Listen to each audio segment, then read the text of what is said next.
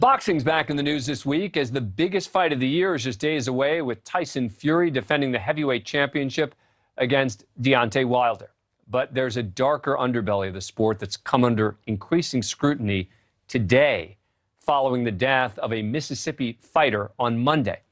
On August 20th, Justin Thornton was knocked out in the first round of a bare-knuckle boxing match in a fight in Biloxi, Mississippi. The knockout blow sent him crashing headfirst to the canvas, where he laid motionless. He spent the last 6 weeks paralyzed and ultimately died from his injuries. This was a sanctioned, yes, state-sanctioned bout. But how was Justin Thornton ever permitted to fight in the first place? A closer look at his record offers strong evidence that he should never have been allowed to fight on that day. Thornton, who was 38 years old, competed not just in boxing, but in mixed martial arts as well. And in his last 5 fights, he was knocked out in the very first round in all 5. And in 3 of the 5, Thornton didn't even last a minute. He hadn't won a mixed martial arts fight in 5 years. Lifetime record was 6-18. In combat sports, fighters must be licensed ahead of time by the State Athletic Commission where the match is taking place. In this case, in Mississippi, there are no uniform rules across all jurisdictions. There's no national commission. So a fighter that is not deemed to be fit in one state may be cleared in another. High-profile example of that happened recently with former heavyweight champion Evander Holyfield. California regulators refused to approve a fight involving the 58-year-old last month owing to what it called his diminished skills. But Florida, hey, they granted Holyfield a license to fight against Vitor Belfort on September 11th, in a bout for which Donald Trump served as a guest commentator. What happened? The result was sadly predictable. The former champ was stopped in the first round, but not before absorbing a series of punishing blows from an opponent nearly 2 decades his junior. Last December, a novelty match between 50-something boxing legends Mike Tyson and Roy Jones became one of the most lucrative events in boxing history, generating more than $80 million in pay-per-view revenue alone. Tax revenues off a fight like that provide plenty of incentive for a state regulatory body to sanction it, even if there are questions, even if it's dangerous, even if it's life-threatening. The Tyson-Jones fight began the trend of other aging boxers looking to cash in on their notoriety. In addition to Holyfield, boxing icons Oscar De La Hoya and Riddick Bowe are among those looking to make a, quote, comeback. And it is abundantly clear at this point that right now, no one in power is going to stop them. The government's taken countless measures in the past 2 years to protect public health in a whole variety of ways. Often they're measures taken to protect people from themselves in sports, like the kinds of helmets or padding that can or should be worn. But not here. Justin Thornton, in my view, needed someone to save him from himself. Even his sister knew it. She wrote on Facebook, "We wish he had given up a long time ago, but he died doing what he loved. He knew what could happen." But why are safety regulations that are demanded in other sports completely ignored when it comes to boxing? Let me repeat this again. This is state-sanctioned. And in Justin's case, it sure seems like it was pretty close to a state-sanctioned homicide.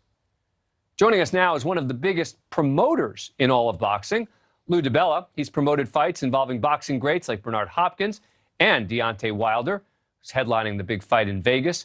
Lou, thanks very much for coming on the show. Appreciate it. We saw your tweet from last night about this, and this is what caught our attention. You paid tribute to Justin Thornton, and then you blasted the system that failed him. You said, quote, "This fatal night was his 6th consecutive first-round stoppage. The state of combat sports regulation in America is atrocious."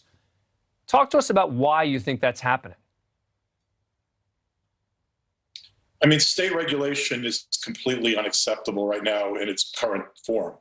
Part of the problem, Dan, is that we don't have any federal guidelines that the states have to meet minimally. So it's up to each individual state how they regulate combat sports. And by the way, this isn't simply boxing. His last 5 fights were not boxing matches. They were MMA. But it doesn't matter. Knockouts are concussive events. He suffered 5 concussive events in 5 consecutive fights.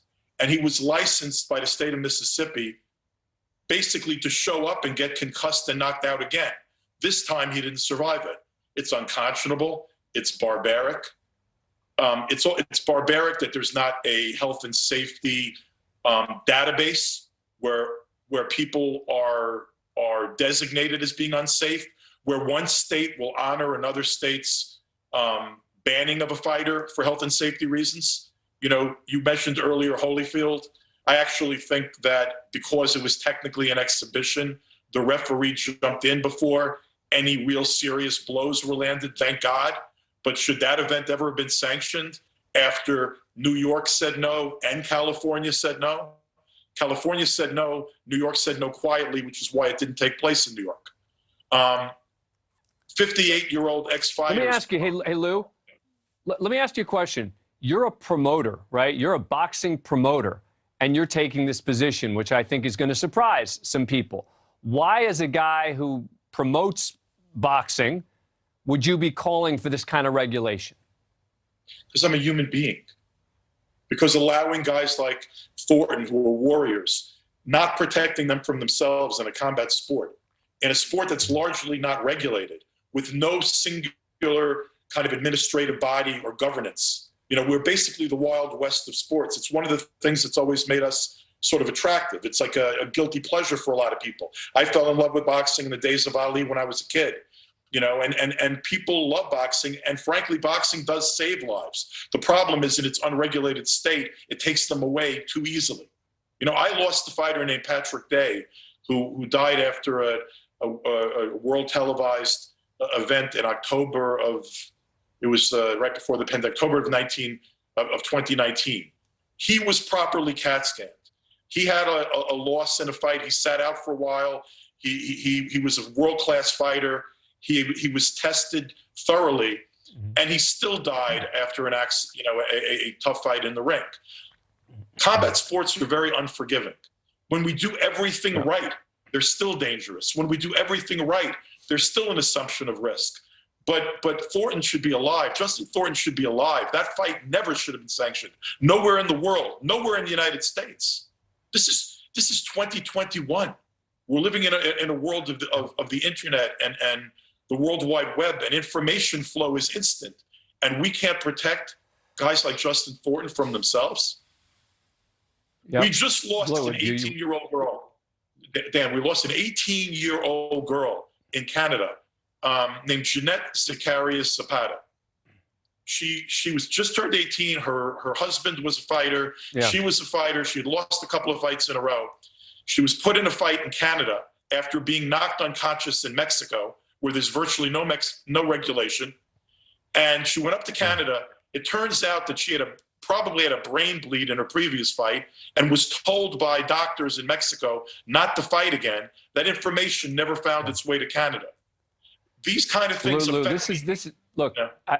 I apologize that I got to wrap this up, but it's important stuff that you're talking about here. And I think that a lot of people had no idea, because I'll tell you, I had little idea about this. And your tweet and your speaking out, I think, is making a big difference here. And I hope that it will have an impact so there isn't another situation with a Justin Thornton. But I'm afraid, as you say, there will be another one before this sort of regulation ever happens. Lou, thank you. I appreciate you taking the time. Thank you for putting a light on this.